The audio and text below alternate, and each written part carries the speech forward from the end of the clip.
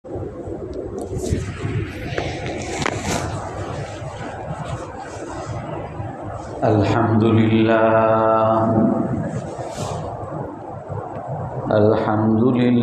nahmaduhu wa nasta'inuhu wa nastaghfiruhu wa nu'minu bihi wa natawakkalu alayhi wa na'udzu billahi min shururi anfusina wa min sayyiati a'malina. من يهده الله فلا مضل له ومن يضلله فلا هادي له ونشهد أن لا إله إلا الله وحده لا شريك له ونشهد أن سيدنا ومولانا محمدا عبده ورسوله أرسله بالحق بشيرا ونذيرا بين يدي الساعة من يطع الله ورسوله فقد رشد واهتدى ومن يعصهما فقد ضل وغوى أما بعد فأعوذ بالله من الشيطان الرجيم بسم الله الرحمن الرحيم إن قارون كان من قوم موسى فبغى عليهم وآتيناه من الكنوز ما إن مفاتحه لتنوء بالعصبة أولي القوة إذ قال له قومه لا تفرح إن الله لا يحب الفرحين وابتغ فيما آتاك الله الدار الآخرة ولا تنس نصيبك من الدنيا فأحسن كما أحسن الله إليك ولا تبغ الفساد في الأرض إن الله لا يحب المفسدين قال إنما أوتيته على علم عندي أولم يعلم أن الله قد أهلك من قبله من القرون من هو أشد منه قوة وأكثر جمعا ولا يسأل عن ذنوبهم المجرمون صدق الله العظيم وقال النبي صلى الله عليه وسلم منهومان لا يشبعان صاحب علم وصاحب دنيا ولا يتساوان فأما صاحب علم لا يشبع ويزداد رضا الرحمن وأما صاحب دنيا فيتمارى في الطغيان وقرأ الآية كلا إن الإنسان ليطغى أن رآه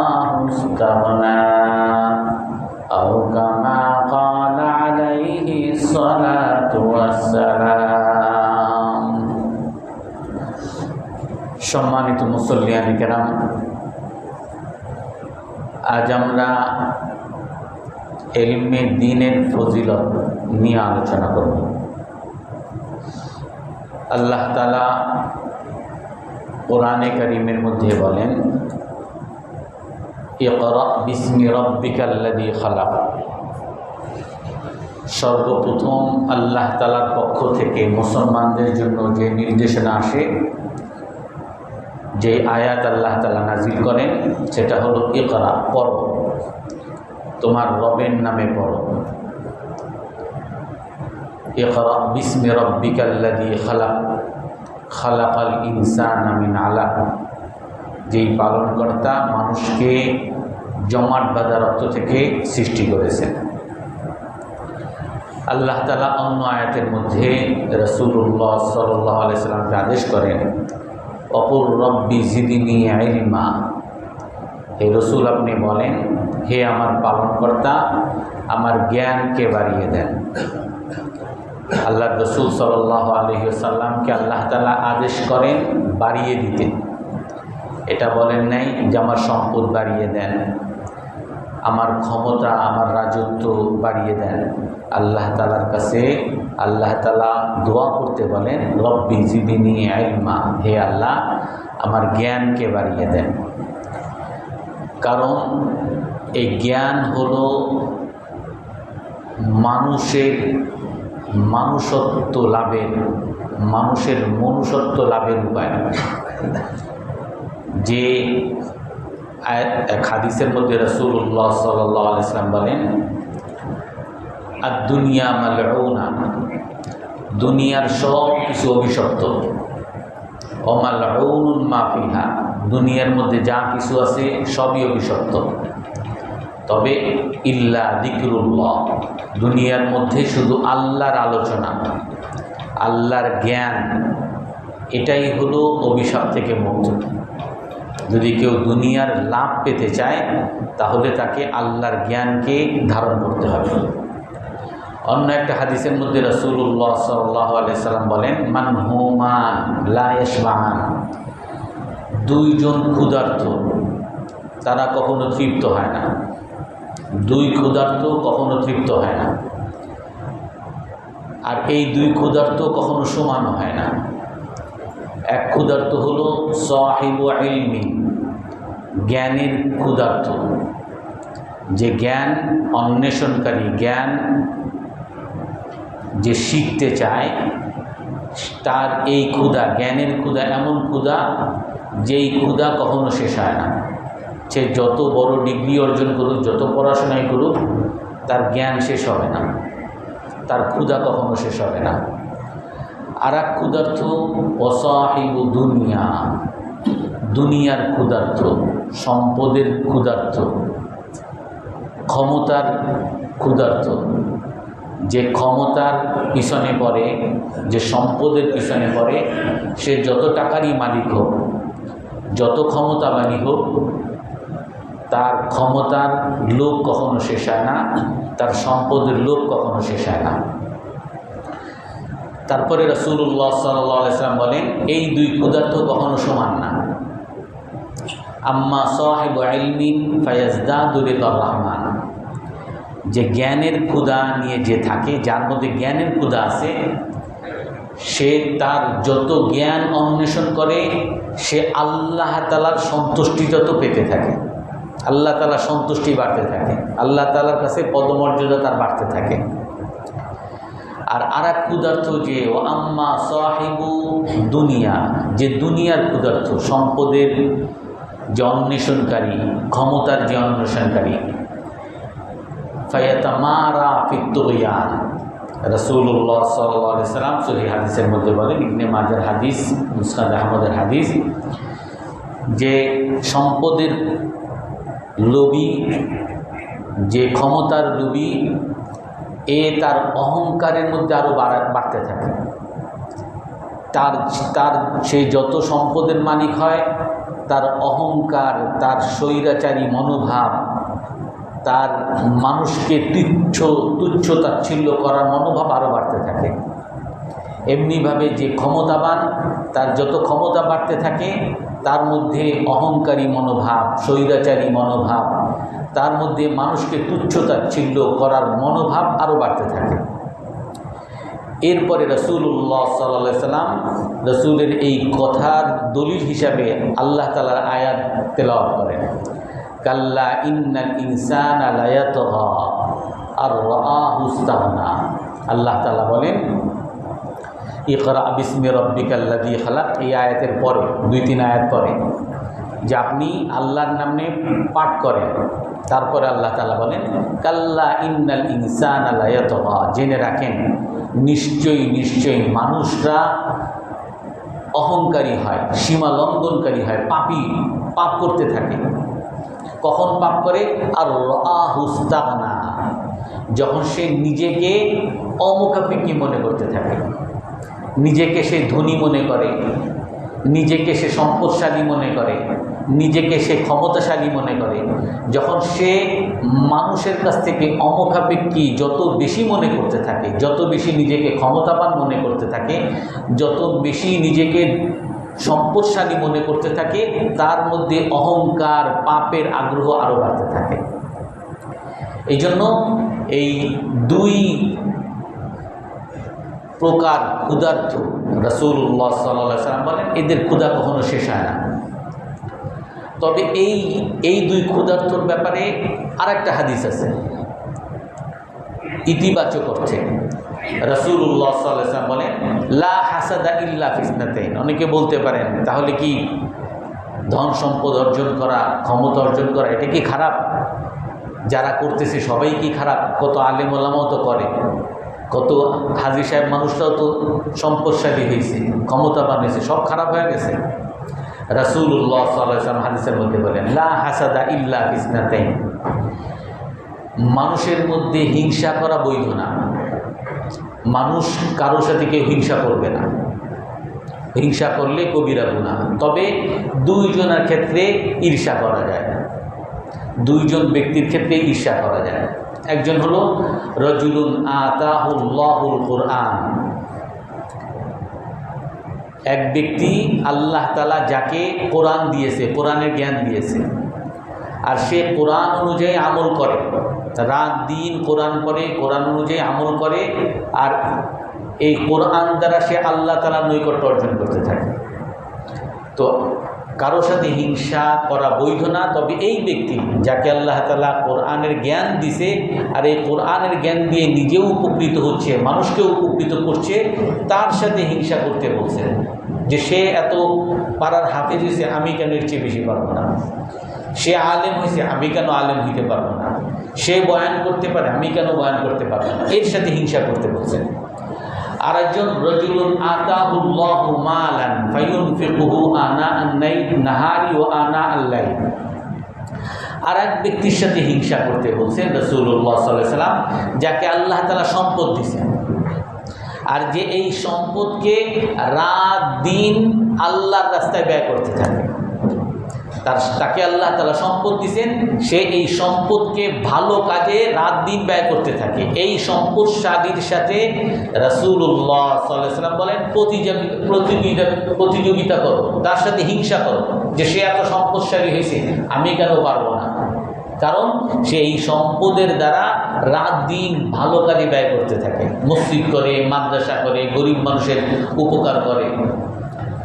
তো এই দুনিয়া ক্ষুধার্ত যাকে রাসূলুল্লাহ সাল্লাল্লাহু আলাইহি ওয়াসাল্লাম নেতিবাচক অর্থে বলছেন, সেটা হলো ওই ক্ষুধার্ত, ওই দুনিয়া লোভী, ওই ক্ষমতার লোভী, ওই সম্পদের লোভী, যে সম্পদ শুধু অর্জনই করে, সম্পদ শুধু সঞ্চয় করে। কারণ এই সম্পদ সঞ্চয়, সম্পদ অর্জন, এটার মধ্যে প্রকৃতিগতভাবেই এটার মধ্যে অহংকার নিহিত আছে। যত মানুষ সম্পদশালী হবে অহংকারী হতে থাকবে, যত মানুষ ক্ষমতাশালী হবে অহংকারী হতে থাকবে, মানুষকে সে তুচ্ছতাচ্ছিল্য করতে থাকবে। কিন্তু তার যদি এই অহংকারের মনোভাবকে সে যদি দূর করতে পারে, আর এই সম্পদকে সে যদি আল্লাহর কাজে ব্যয় করতে পারে, রাত দিন আল্লাহর কাজে ব্যয় করে, তার এই ক্ষমতাকে সে আল্লাহর কাজে ব্যয় করে। কত মানুষ কত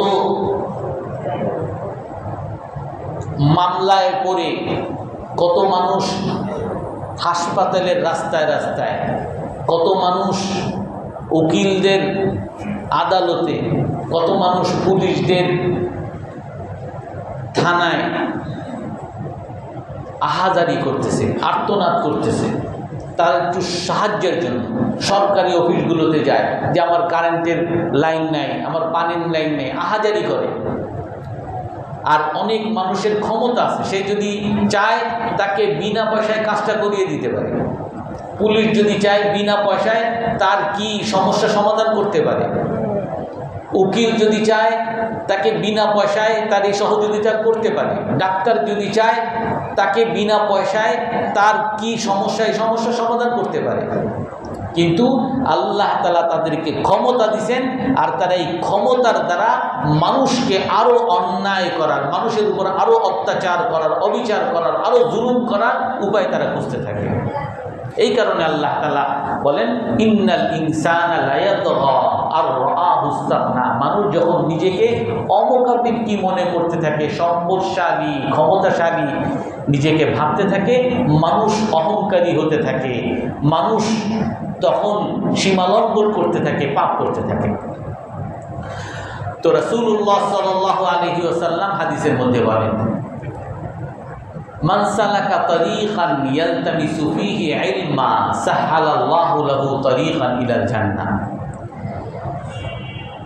যে ব্যক্তি এই জ্ঞান অর্জনের কোনো পথ অবলম্বন করবে, আপনি জ্ঞান অর্জন করতে চাচ্ছেন, রাসূল সাল্লাল্লাহু আলাইহি ওয়াসাল্লাম বলেন যে ব্যক্তি শুধু জ্ঞান অর্জন করার জন্য কোনো একটা পথ অবলম্বন করছে, যে হুজুর আমি আপনার কাছে কোরআন শিখব, আমার ছেলেরে মাদ্রাসায় পড়াবো, আমার ছেলেরে কোরআন পড়াবো, আমি ইসলাম সম্পর্কে জানতে চাই, নামাজ কেমনে পড়ে জানতে চাই, ব্যবসা কেমনে করে জানতে চাই, আমি পরিবার আল্লাহর বিধান অনুযায়ী কেমনে চালাবো আমি জানতে চাই। যারা শুধু কোনো জ্ঞানের পথ অবলম্বন করে, রাসূলুল্লাহ সাল্লাল্লাহু আলাইহি ওয়াসাল্লাম বলেন সাহালাল্লাহু লাহু তরিকান ইলাল জান্নাহ, আল্লাহ তাআলা তার জান্নাতের রাস্তা সহজ করে দেন। ওয়া ইন্নাল মালাইকাতা লাতাদউ আজনিহাতাহা রিদান লিতালিবিল ইলম। আখিরাতে আল্লাহ তাআলা জান্নাত দিবেন, দুনিয়াতে যারা শুধু জ্ঞান শিক্ষা করতে চাচ্ছে, যারা জ্ঞান শিক্ষার্থী, রাসূলুল্লাহ সাল্লাল্লাহু আলাইহি ওয়াসাল্লাম বুখারী মুসলিমের হাদিস, রাসূল সাল্লাল্লাহু আলাইহি ওয়াসাল্লাম বলেন যে জ্ঞান শিক্ষার্থীর সম্মানার্থে, তাদেরকে সম্মান করার উদ্দেশ্যে ফেরেশতারা লাইন ধরে দাঁড়িয়ে যায় আর তাদের জন্য তাদের বাহুকে কার্পেট আকারে বিছিয়ে দেয়। ফেরেশতারা তাদের বাহুগুলোকে, সব নূরের আলোর বাহুগুলোকে কার্পেট আকারে বিছিয়ে দেয়, যাতে তাদের এই সম্মান, তাদের এই অভিবাদন, তাদের এই স্বাগতম দেখে যাতে ওই জ্ঞান শিক্ষার্থীগুলো খুশি হয়। ইন্নাল মালাইকাতা লাতাদউ আজনিহাতাহা রিদান লিতালিবিল ইলম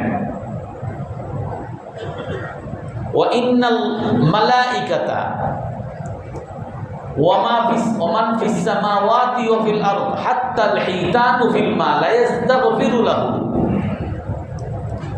এবং এই যে যারা জ্ঞান শিক্ষা করতে যাচ্ছে, জ্ঞান শিক্ষার্থী, জ্ঞান শিখতে যাচ্ছে, এর জন্য দুনিয়ার মধ্যে যত মাখলুক আছে, যত সৃষ্টিজীব আছে, রাসূলুল্লাহ সাল্লাল্লাহু আলাইহি ওয়াসাল্লাম বলেন যে সকল মাখলুক, দুনিয়া এবং নবমণ্ডলে, পৃথিবীতে এবং আকাশমণ্ডলে যত সৃষ্টি আছে, সকল সৃষ্টি, এমনকি হাত্তাল হিতানু ফিল মা, রাসূল বলেন এমনকি সমুদ্রের মাছ, এমনকি গর্তের পিপিলিকা, হাত্তান নামলাতু ফি জুহরিহা, গর্তের পিপিলিকা, সমুদ্রের মাছ, সকল ফেরেশতারা, সকল সৃষ্টিজীব এই জ্ঞান শিক্ষার্থীর জন্য আল্লাহর কাছে দোয়া করতে থাকে। অন্য একটা হাদিসের মধ্যে আছে ইস্তাগফিরু লাহু, তাদের জন্য ক্ষমা চাইতে থাকে, হে আল্লাহ আপনি তাদেরকে ক্ষমা করে দেন। আরেকটা বর্ণনা আছে লা ইউসাল্লুনা আলা মুআল্লিমিন নাসিল খায়র, তাদের কল্যাণের জন্য আল্লাহর কাছে দোয়া করে, হে আল্লাহ এই জ্ঞান শিক্ষার্থীর আপনি কল্যাণ করে দেন, তাকে সুখ দিয়ে দেন, তার পরিবারে সুখ দিয়ে দেন, তার জীবনে আপনি সুখ দিয়ে দেন। তাকে সকল বিপদ আপদ থেকে রক্ষা করেন। এটা কে দোয়া করে? আমি আপনি হয়তো বা কোনো পীর সাহেবের কাছে দোয়ার জন্য যাই, আর আপনি শুধু জ্ঞান শিক্ষা করতে যাবেন, জ্ঞান শিক্ষার ইচ্ছা করবেন। আপনার জন্য দুনিয়ার সকল সৃষ্টি, আসমানের সকল সৃষ্টি, সকল ফেরেশতা, এমনকি সমুদ্রের মাছ, এমনকি গর্তের পিপীলিকা, সবাই আপনার কল্যাণের জন্য দোয়া করতে থাকে। সহিহ হাদিসের মধ্যে রাসূলুল্লাহ সাল্লাল্লাহু আলাইহি ওয়াসাল্লাম বলেন, ওয়া ইন্নাল উলামা ওয়ারাসাতুল আম্বিয়া। রাসূলুল্লাহ সাল্লাল্লাহু আলাইহি ওয়াসাল্লাম বলেন, আলেমগণ যারা জ্ঞান শিখে তারা নবীদের উত্তরাধিকার। ওয়া ইন্নামাল আম্বিয়া লাম ইউওয়ারিসু দিনারা ওয়ালা দিরহামা। আর নবীগণ তারা উত্তরাধিকার সম্পত্তি দিনার দিরহাম টাকা পয়সা রেখে যান না। তারা কোনো তাদের উত্তরাধিকার অনেক টাকা পয়সা এগুলা তাদের থাকেও না, আর এগুলো তারা রেখেও যান না। তো নবীগণ তাদের উত্তরাধিকার কি রেখে যান? ওয়া ইন্নামা ওয়ারাতুল ইলম। তারা জ্ঞানকে, ইসলামের জ্ঞানকে তারা উত্তরাধিকার হিসেবে উম্মতের জন্য রেখে যান। ফামান আখাযাহু আখাযা বিহাজ্জিন ওয়াফির। অতএব যারা এই জ্ঞানকে ধারণ করবে তারা বিরাট কল্যাণ ধারণ করছে। যে যত জ্ঞানী হবে সে নবীর তত উত্তরাধিকার, নবীর তত আলো তার অন্তরের মধ্যে ধারণ করছে। কোরআনে কারীমের এক আয়াতের মধ্যে স্পষ্টই বলেন, ইউতিল হিকমাতা মান ইয়াশা ওয়া মান ইউতাল হিকমাতা ফাকাদ উতিয়া খায়রান কাসীরা। আল্লাহ তাআলা এই জ্ঞানকে, এই নবীর উত্তরাধিকার জ্ঞানকে যাকে চান তাকে দেন। ওয়া মান ইউতাল হিকমাতা, আর যাকে দেওয়া হয়েছে, যাকে এই জ্ঞান দেওয়া হয়েছে, ফাকাদ উতিয়া খায়রান কাসীরা, আল্লাহ তাআলা তাকে বিরাট কল্যাণ দান করছে, অনেক কল্যাণ দান করছে।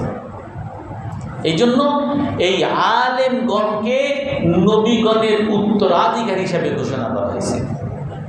অন্য একটা হাদিসের মধ্যে রাসূল সাল্লাল্লাহু আলাইহি ওয়াসাল্লাম বলেন, ইন্নাল উলামা মিসলান নুজুম ইউহতাদা বিহা ফি যুলুমাতিল বাররি ওয়াল বাহর। আলেমগণ হলেন তারকার মতো। এই তারকা দিয়ে সমুদ্রের নাবিকরা তাদের পথ খুঁজে পায়, যে আমি বাংলাদেশে যাব, বাংলাদেশের পথ কোন দিকে। ওই তারকা দেখে তারকা বলে দেয় যে এই দিকে তোমার পথ। তারকা দেখে মানুষ অন্ধকারে পথ খুঁজে পায়, তারকা দেখে মানুষ জঙ্গলের মধ্যে পথ খুঁজে পায়, যেখানে আপনার পথ দেখানোর মতো কেউ নাই। এখন গুগল ম্যাপ, অমুক তমুক, যেইখানে এগুলো কিছুই নাই, কোনো মানুষ নাই বলে দিবে আপনি কোথায় যাবেন। সমুদ্রের মধ্যে কেউ নাই বলে দিবে আপনার পথ কোন জায়গায়।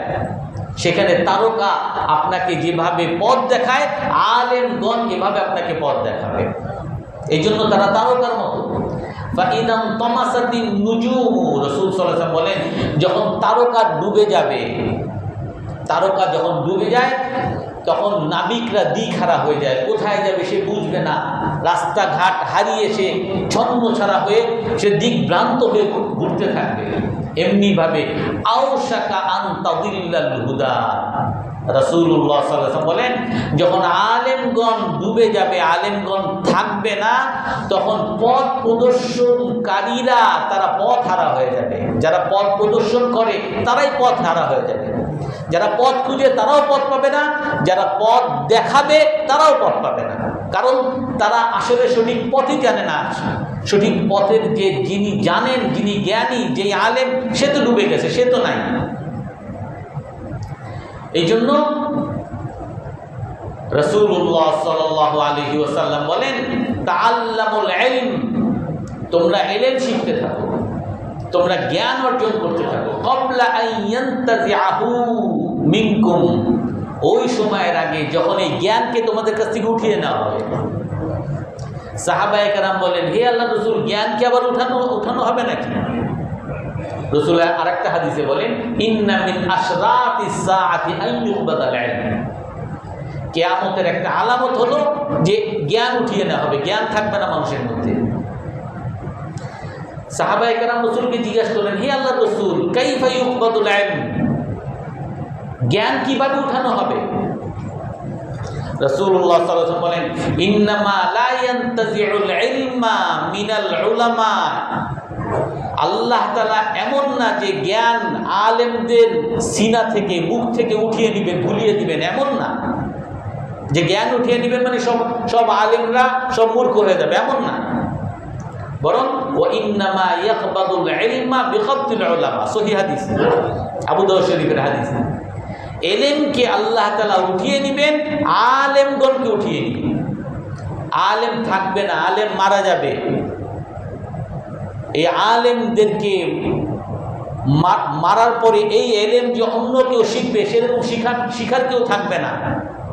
তখন এই আলেমরা মারা যাওয়ার কারণে, এলেম অন্য কারো কাছে না পৌঁছার কারণে এভাবে আল্লাহ তাআলা এলেমকে উঠিয়ে নেবেন।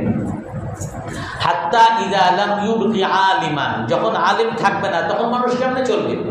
রাসূল বলেন, যখন আল্লাহ তাআলা দুনিয়াতে আর কোনো আলেম রাখবেন না, ইত্তাখাদান নাসু রুউসান জুহালা, মানুষ তখন মূর্খদেরকে, মূর্খ পণ্ডিতদেরকে তাদের নেতা মানবে, তাদের আদর্শ মানবে।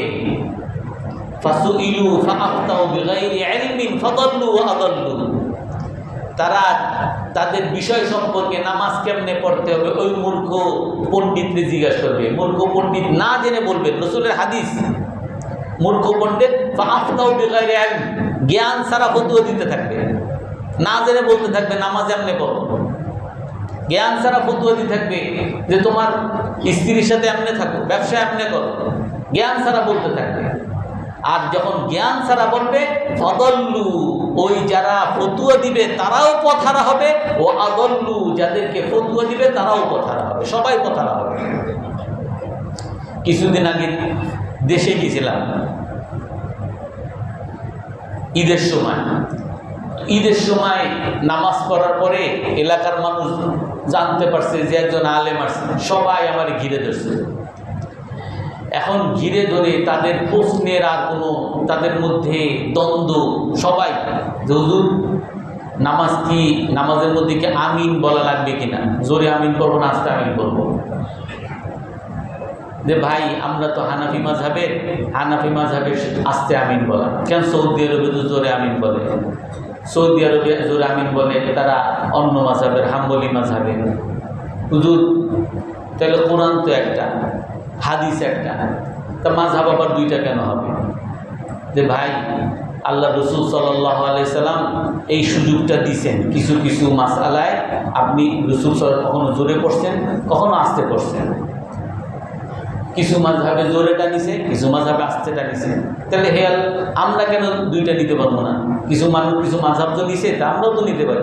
আমি বললাম ভাই, আর একটা হাদিসের মধ্যে রাসূল সাল্লাল্লাহু আলাইহি ওয়াসাল্লাম বলছেন, লা ইউমিনু আহাদুকুম হাত্তা ইয়াকুনা হাওয়াহু মুত্তাবা'আন লিমা জিতু বিহি, তোমরা ততক্ষণ পর্যন্ত মুমিন হবে না যতক্ষণ না তোমাদের মন আমার ইসলামের অনুসারী না হবে।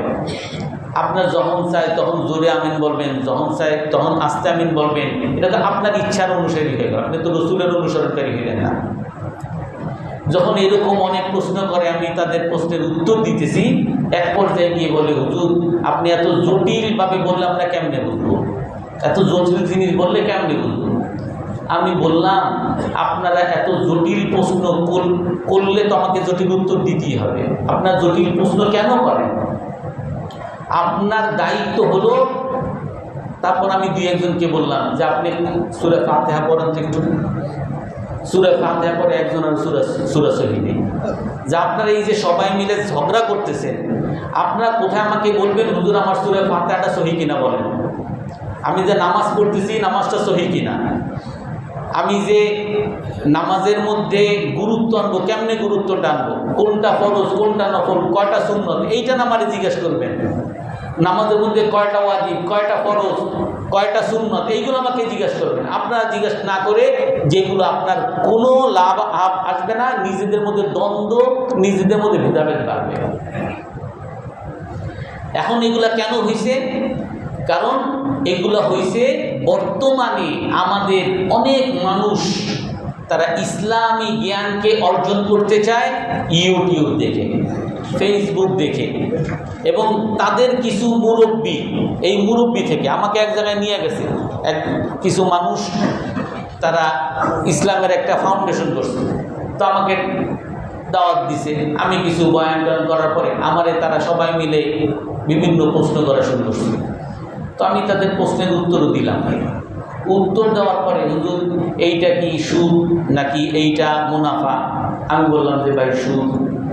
আবার এই জায়গায় চাকরি করা এটা কি জায়েজ নাকি এটা সুদি, গুনাহ হবে? আমি বললাম ভাই এটা তো গুনাহ। আমার কাছে অনেক প্রশ্নের উত্তর চাইছে, অনেক প্রশ্নের উত্তর দিয়েছি। সর্বশেষে তাদের কথার দ্বারা, তাদের আলোচনার দ্বারা আমি বুঝতে পারলাম যে ওনারা, আমি যত কিছু ওনাদের মনের বিরুদ্ধে গেছে কোনোটাই ওনারা নিতে পারেনি। অর্থাৎ ওনারা যেটা নিজেরা ইসলামকে ধারণ করে রাখছে, আগ থেকে মনে করে রাখছে এটাই ইসলাম, ওইটাকেই তারা মানবে, এর বাইরে আর তারা যাবে না। এটাই হলো রাসূলুল্লাহ সাল্লাল্লাহু আলাইহি ওয়াসাল্লামের হাদিসের ভবিষ্যৎবাণী।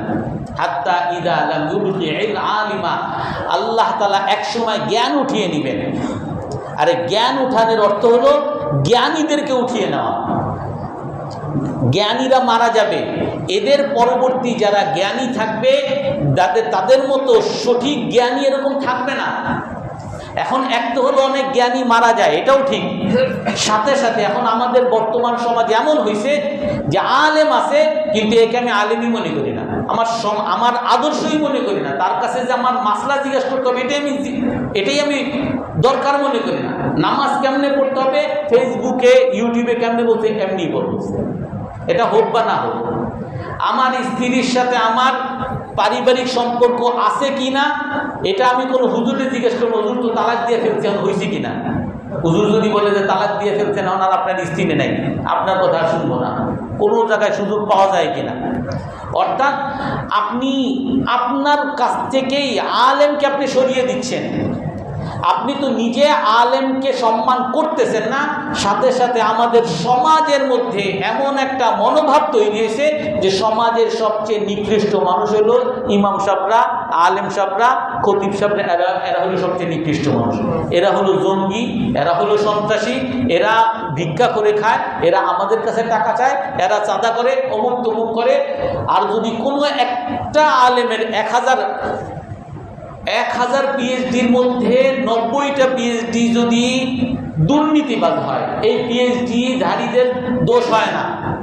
কিন্তু 1000 আলেমের একজন আলেম যদি দুর্নীতিবাদ হয়, ওই এক আলেমের চরিত্রের কারণে, এক আলেমের দুর্নীতির কারণে সমস্ত আলেমরা খারাপ হয়ে যায়।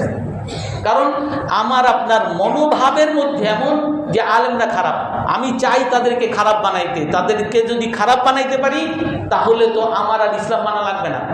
আমাকে তো ওই কঠিন জিনিস হারাম হালাল এগুলো মানতে হবে না, কারণ বাধা দেয় হারাম হালাল বলে হলো আলেমরা। এই জন্য রাসূলুল্লাহ সাল্লাল্লাহু আলাইহি ওয়াসাল্লাম বলেন, ইন্না মিন আশরাতিস সাআতি কবদুল ইলম, কিয়ামতের আলামত হলো ইলমকে উঠিয়ে নেওয়া। আর এই ইলমটা এমন না যে শুধু আলেমদের জন্য শিখা ফরজ। রাসূলুল্লাহ সাল্লাল্লাহু আলাইহি ওয়াসাল্লাম হাদিসের মধ্যে বলেন, তালাবুল ইলমি ফারিদাতুন আলা কুল্লি মুসলিমিন ওয়া মুসলিমা, ইলম শিক্ষা করা ফরজ প্রতিটা মুসলমানের জন্য। প্রতিটা মুসলমান পুরুষ, প্রতিটা মুসলমান নারীর জন্য ইলম শিক্ষা করা ফরজ। আপনার মধ্যে যদি এই ইলম না থাকে যে আমার সৃষ্টিকর্তা আল্লাহ তাআলা, আমাকে আবার আল্লাহর কাছ থেকে আল্লাহর কাছেই ফিরে যাইতে হবে, আমাকে দুনিয়ার বৈধ অবৈধ হালাল হারামের সকল বিধান দানকারী আল্লাহ তাআলা, আমার সকল মামলা, আমার সকল আদালত, আমার সকল বিচার সব আল্লাহর পক্ষ থেকেই নিতে হবে। এই জ্ঞানটা যদি আমি মুসলমান হিসেবে না থাকে তাহলে তো আমি মুসলমানই না। আমি তাহলে এই জ্ঞান যদি না থাকে, আমি বলবো আল্লাহ আমার সৃষ্টিকর্তা, সাথে আমার মূর্তিও আছে, সমস্যা নেই। আল্লাহ আমার সৃষ্টিকর্তা, সাথে আমি ফ্রান্স ল মানি, আমাদের আদালতের ল তো ফ্রান্স ব্রিটিশ ল, তাতে সমস্যা কি? আল্লাহ আমার জান্নাত দিবেন, সাথে আমি দুনিয়ার আমার নেতাও আমাকে দুনিয়ার টাকা পয়সা দিতেছে, আমার বসে আমার সুদের টাকা দিতেছে, আমার ঘুষের টাকা, আমি আল্লাহরও মানি, সাথে অন্যগুলোও মানি। আমার এই ধারণা, এই বিশ্বাস যদি স্পষ্ট না থাকে, আমি তো মুসলমান হইতে পারবো না। ফাআলাম আন্নাহু লা ইলাহা ইল্লাল্লাহ, আল্লাহ তাআলা এই জন্য বলেন তুমি জ্ঞান শিখো, জ্ঞান শিখো। আল্লাহর আয়াত এটা, তুমি জানো, কি জানবা?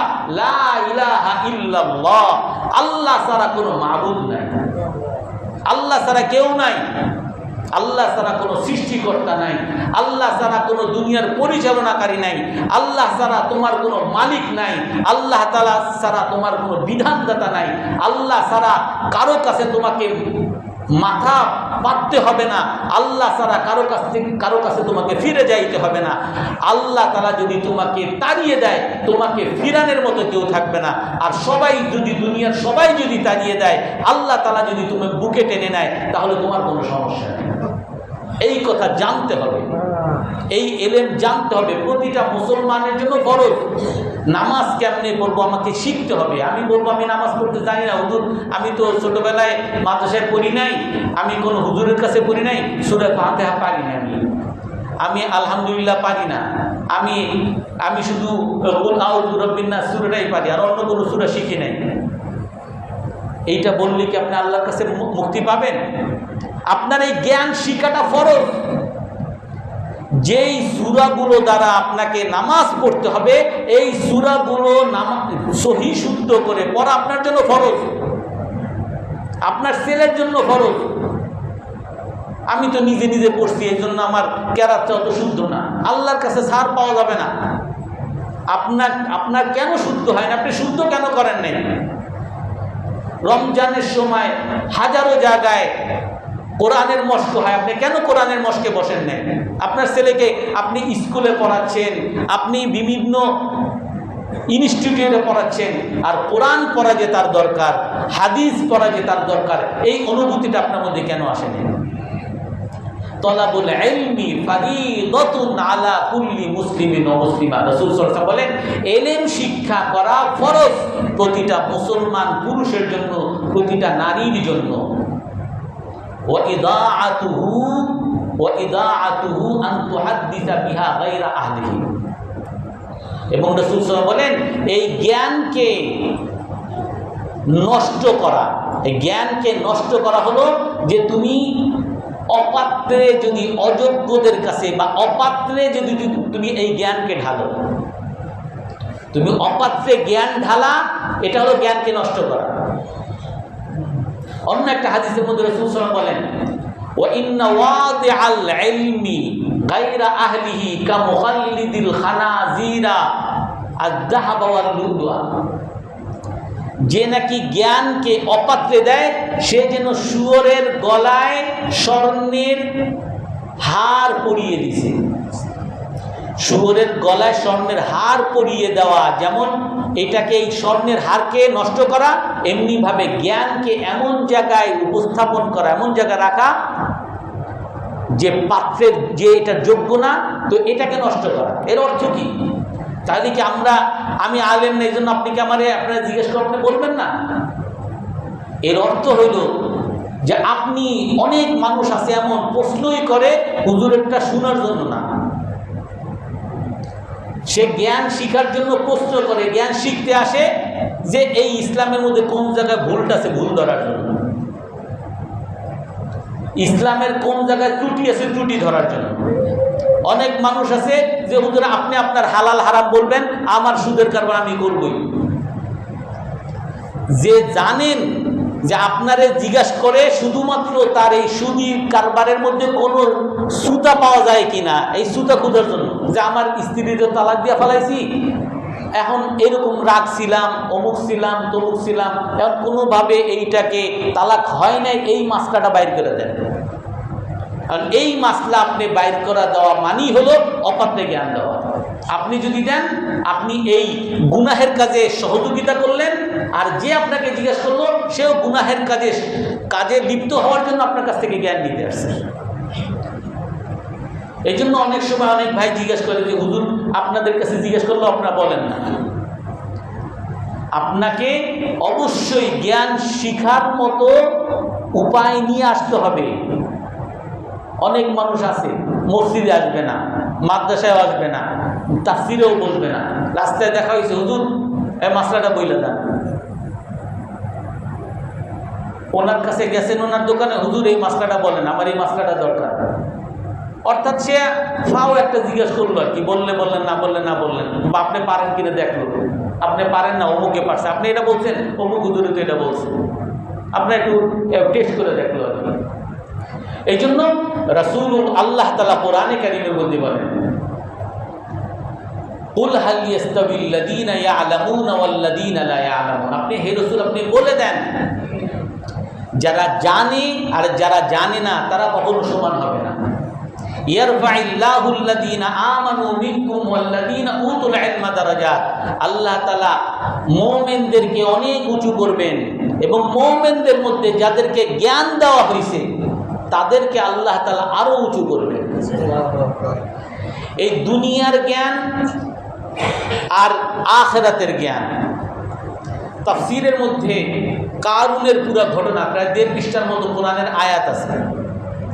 মুফাসসিরিনে কেরাম এই ঘটনাগুলো বর্ণনা করছেন। যেহেতু আজকে সময় আজকে বলতে পারতেছি না। কারুন সে মূসা আলাইহিস সালামের বিরুদ্ধে গেছে।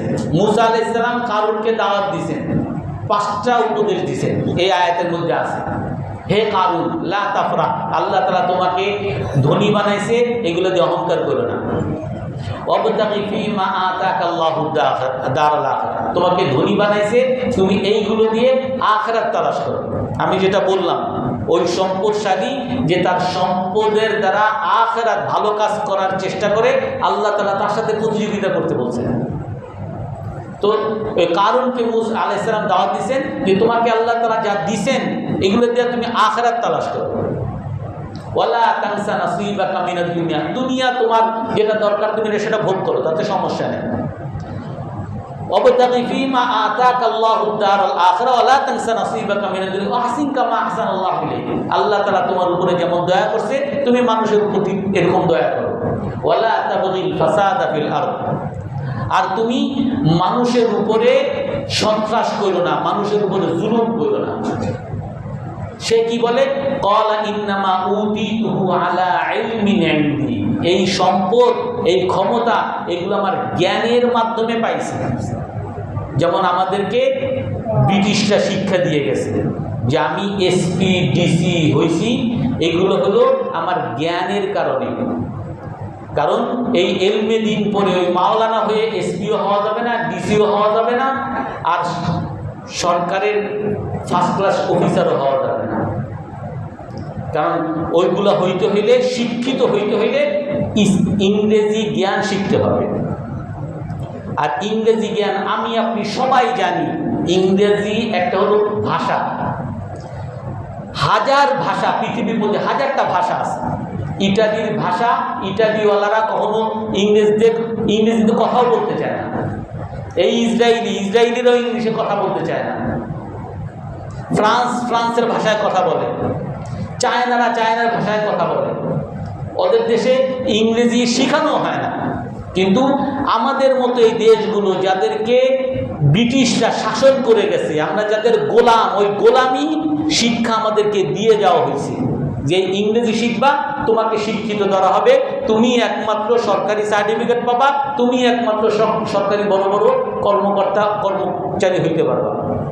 আর তুমি ইংরেজি বাদ দিয়া বাংলা শিখো, তুমি আরবি শিখো, আর অন্য ভাষা শিখো, তুমি হলে গিয়ে মৌলবাদী, তুমি হলো অশিক্ষিত। এইরকম একটা চিন্তা ভাবনা আমাদের মধ্যে তৈরি করা হয়েছে। যেমন এখন আপনি দেখেন, ট্রাম্প সারা বিশ্বের কাছে প্রকাশ্যে ঘোষণা করতেছে যে ইরানকে আমরা প্রস্তুর যুগে ফিরিয়ে দেব। ইরানকে প্রতিনিয়ত হামলা করে লক্ষ লক্ষ শিশুকে তারা মারতে, হাজার হাজার শিশুকে তারা মারতেছে, মানুষের ঘর বাড়ি ভেঙে দিচ্ছে। অথচ কোনো একটা পেপার পত্রিকায় পাবেন না যে শিশুটার দোষ কি, শিশুকে কেন আপনি মারতেছেন। এই বাড়ি মানুষের বাড়িঘর কেন আপনি মারতেছেন? এই বাড়িঘরে কি সমস্যা? এই তেলের শোধনাগার আপনি কি সমস্যা? এই তেলের খার দ্বীপ আপনি নষ্ট করতে চাচ্ছেন কেন? সারা পৃথিবীর মানুষকে কষ্ট দেওয়ার জন্য? আপনি কেন একজন গণহত্যাকারী ইসরায়েলের পক্ষ নিয়ে আপনি কেন ইরানের উপর হামলা করে সারা পৃথিবীর মানুষকে আপনি কষ্টে ফেলছেন? আর এই কথা আপনি কোনো জায়গায়, কোনো সংবাদপত্রে, কোনো সংবাদ মাধ্যমে এইটা পাবেন না। এটা পাবেন কি? তার কথা পাবেন, তার লোকদের কথা পাবেন যে ইরান হলো একটা সন্ত্রাসী, সন্ত্রাসের মদতদাতা, এদেরকে প্রস্তর যুগে দেওয়াই দরকার, এদেরকে ধ্বংস করা দরকার, এদের শেষ হওয়া, এরা হলো খারাপ, এদেরকে মারা, এদেরকে হত্যা করা সব বৈধ। আর যারা অনুসারী, তাদের যারা গোলাম হবে, তাদের একটা কুত্তা বিলাইয়েরও দাম আমাদের চেয়ে অনেক বেশি।